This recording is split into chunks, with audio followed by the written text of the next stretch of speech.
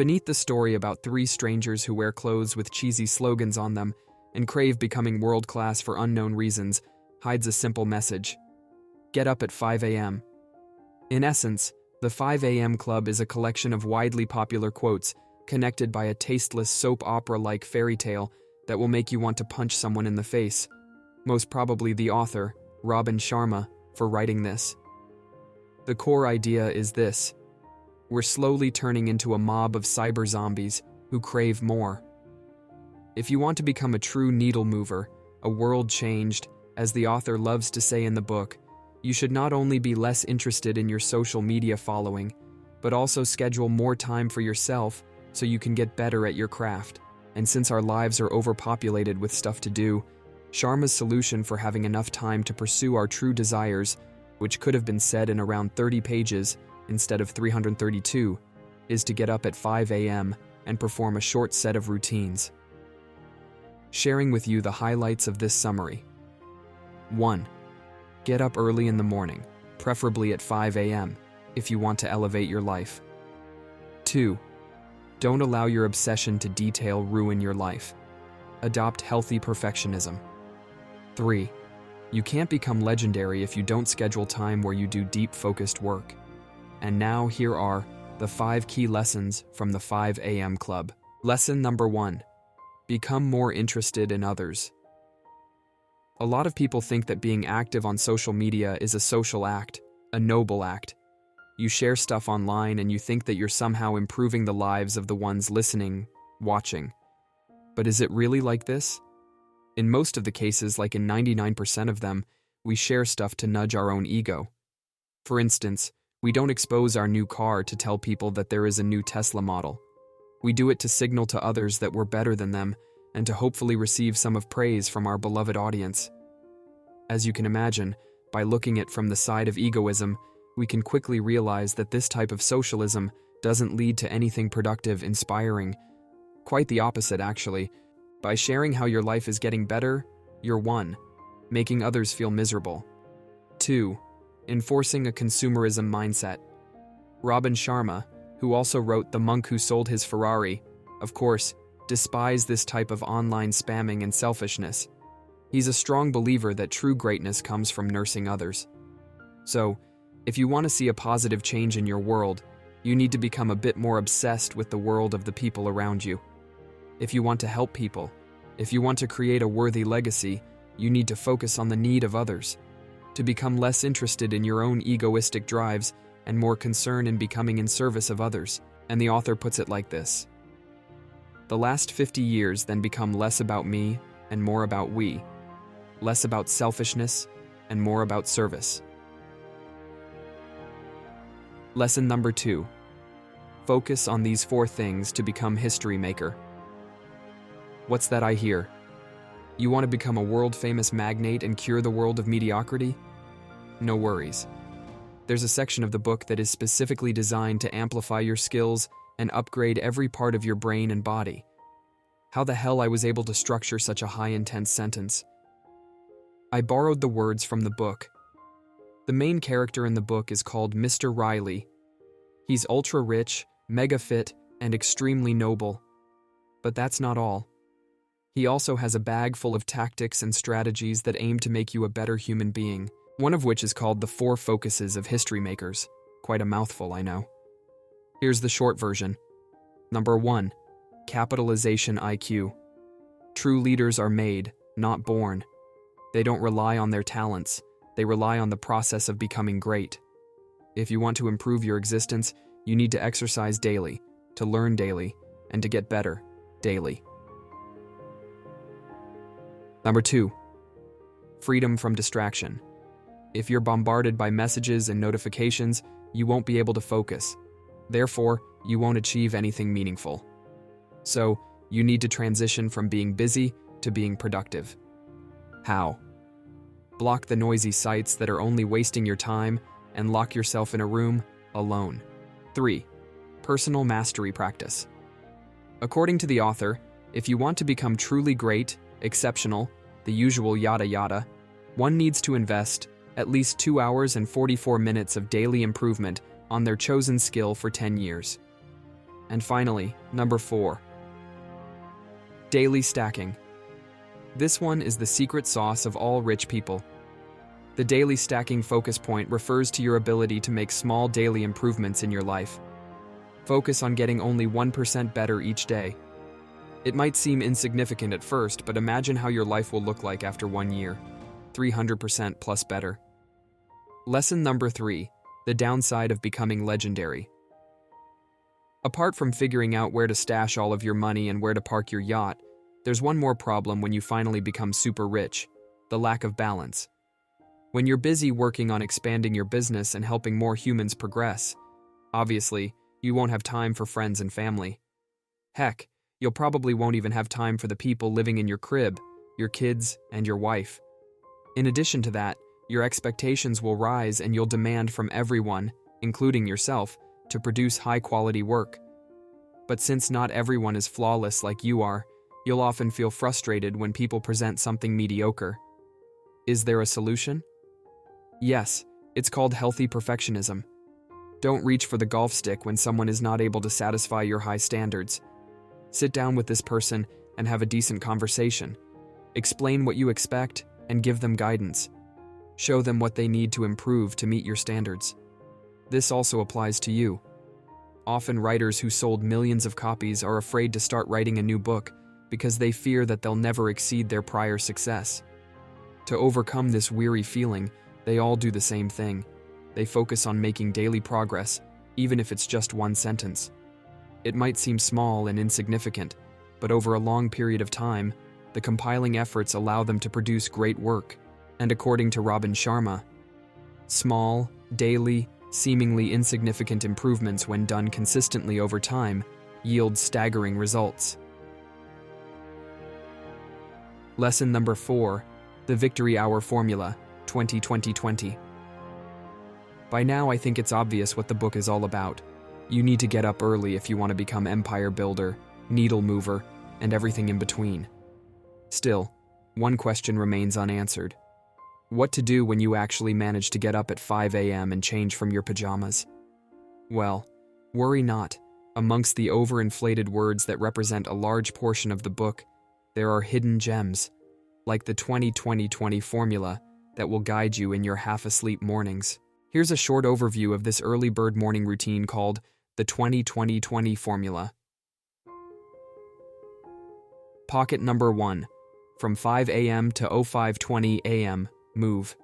Once you're up, put on your workout clothes and start exercising. This will not only wake up you better than drinking a double frappuccino, but it will also help you later concentrate better. Pocket number 2. From 5:20 a.m. to 5:40 a.m., reflect. Write down what you're grateful for, who you hope to become, and what are your tasks for the day, the usual journal stuff. This will help you focus and keep you centered on your goal. Pocket number 3. From 5:40 to 6 a.m., grow. This section is about getting better at something. Either read books or practice on your craft. Or you can use the time to create your own business and become the next Warren Buffett. These are the steps, but my personal recommendation will be to make adjustments based on your desires. For instance, you don't necessarily have to journal for 20 minutes. You can write for 5 to 6 minutes and start doing deep focused work that will help you get better at what you want to do. Also, 20 minutes won't be enough to become the next master chef or create your own empire. You need to schedule at least a couple of hours a day if you want to see real progress. Lesson number 5. The 10 Tactics of True Genius.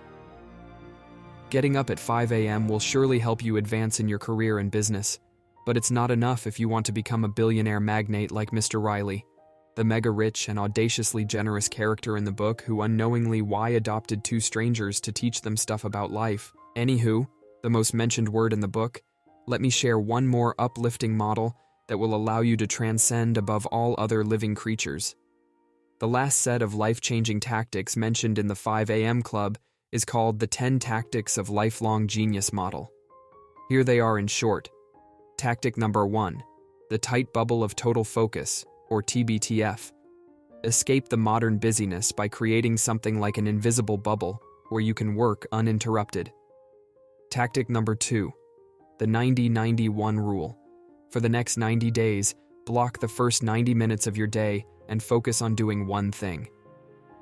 Tactic number 3. The 60-10 method. Working for 90 minutes straight is unrealistic. You need to take a break every now and then. So, do high-intensity work for 60 minutes and then take 10 minutes break to recharge. Tactic number 4. The daily 5 concepts. Always start your day with a clear idea of what you want to accomplish. Once you're up, write down the 5 things you want to get done today. Tactic number 5. The second wind workout, or 2WW. Exercising once a day is not enough. To become a player, you should schedule a second workout somewhere in the evening. This will help you to keep your energy high and also give you another opportunity to stay away from digital devices. Tactic number 6. The 2 massage protocol, or 2MP. You don't have time nor money to go to massage? Don't worry, Robin Sharma will prompt you to go twice per week. That's of course if you want to become a real top performer. Tactic number 7. Traffic University. Commuting to work is a great way to learn new skills. There are hundreds of insightful podcasts and audiobooks recorded, which you can listen to while you drive. So, avoid the usual stuff. Listening to music and checking social media. Learn while you drive. Tactic number 8. The Dream Team Technique. Even the greatest athletes have mentors. Why do you think you don't need one? Find someone that will keep you accountable and, if possible, people to which you can delegate the boring work. Tactic number 9. The Weekly Design System, or WDS. Schedule time to schedule your week. Preferably, this is something you need to do each Sunday. Write down the things you've accomplished during the past 7 days, and after that write what you'll like to do the upcoming week. And tactic number 10. The 60-minute student. Classes are not over after you graduate. If you want to become legendary, you should spend at least 60 minutes per day learning new things. And according to Robin Sharma, things that get scheduled are things that get done. And here are my actionable notes from this book. 1. Be anti-moron. I'm sure you heard it before. The quote that states that you're the sum of the 5 people closest to you. Naturally, if these people are not so intelligent, ambitions, neither will be you. So, find a peer group that will push you and help you get better while avoiding everyone else, the downright dumb people. Or as the author says in the book, I'm not antisocial, I'm just anti-moron. Next is to avoid the learned victimhood. There's a force, stronger than gravity, that is pulling us down. It's like a little voice inside our head, constantly saying that we're not to blame, that we're the victim, and that everyone else is responsible for our own decay. In the book, it's called the learned victimhood. This condition is the reason so many people have excuses for everything, and instead of improving their lives, they're spending the free time they have mindlessly surfing online. If you want to become a real world builder, though, you need to rid yourself from this nasty narrative and realize that you're responsible for how your life will unfold. 3. Change is hard, but not impossible. All change is hard at first, messy in the middle, and gorgeous at the end, is a quote that's thrown a lot in the book. It basically means that when adopting a new habit, you'll struggle at first, then figure out what best works for you, and finally, after some time, be one with the desired behavior. The whole process, according to one of the charts casually mentioned by the rich character in the book, will take you around 66 days. So, don't quit after just a few weeks. If you want to make a habit stick, you should dedicate at least 3 months. 4. Get up early, preferably at 5 a.m. like the title says. Duh. This is by far the best way you can start your day. Since the majority of the population is sleeping at this hour, you'll have more free and, most importantly, uninterrupted time at your disposal to work on your craft. Only, however, if you properly organize your morning. Here, the 20-20-20 framework comes in handy. Use it to structure your mornings and make the most out of your time. And finally, preparation. Okay, we now know that we need to get up early in the morning if we want to save the world and life a legendary life. However, how to do it, right? Easy. You need proper preparation. You can't expect to get at 5 a.m. if you're going to bed at 1 a.m. Your body and mind need at least 7 hours of good night's sleep. So, make adjustments to your days so you can be in bed around 10 p.m. Your body and mind need at least 7 hours of good night's sleep to recharge. So, make adjustments to your days so you can be in bed around 10 p.m. This is my personal takeaway from this book. One rainy day I woke up and I wanted to change the world. Like, make a full makeover of the lives of the mortals roaming the streets. Unfortunately, the 5 a.m. club wasn't at my disposal back then, and therefore I wasn't able to reach my full potential and make the world a magical place where everyone is happy and butterflies are flying around. But you can do better. If you read the book, now, you have the potential to become a combination of legendary leader and an iconic athlete that can build a massive empire. So, if you're into cheesy, sugar-coated quotes sprinkled with big fake words, go ahead, read the book. You'll love it.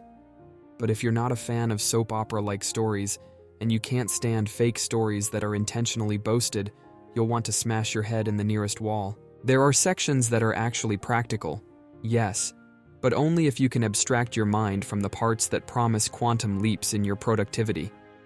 I mean, who reads stuff like that? Robin Sharma wanted to create a charming story to appeal to the masses, but it turned out to become a collection of big, overly inflated words that offer little value. While reading, my bullshit filter was going strong. The only reason I keep reading was to see if things will eventually get better. Spoiler alert, they don't. My main take from the 5 a.m. club: help others get better. That's the best way you can get better yourself. But since we don't have enough hours in a day, you need to make getting up early a habit. And the author puts it like this: most people wish for phenomenal things to happen to them. He taught me that exceptional performers make phenomenal things happen to them. A society of adults behaving like spoiled little children is how I sometimes see our world right now. Not judging, just saying. Not complaining, just reporting. Victors adore education. I don't wish for an easy life because there is no growth of my powers there. Give me a challenging life, one that brings out the finest in me, for this makes an iron will and an unconquerable character. The author of 5 a.m. Club, Robin Sharma. Hey, did you find the video insightful? You did? I'm blushing. If you want to stay in the loop for new book summary, more deep dives fostering long-term thinking in a world driven by impatience, you can subscribe in my channel. Over 6,000 curious minds already did. Thank you for joining us on Level Up Plus. Our mission goes beyond just content. It's about igniting your potential and transforming you into a visionary leader committed to excellence. We believe in lifelong learning, and we're here to inspire, empower, and drive personal and professional growth. By embracing leadership, empowerment, visions, excellence, and lifelong learning, we're not just aiming for success. We're shaping a future filled with purpose, progress, and unlimited possibilities. Stay tuned, stay driven, and keep leveling up. Your journey to greatness starts here.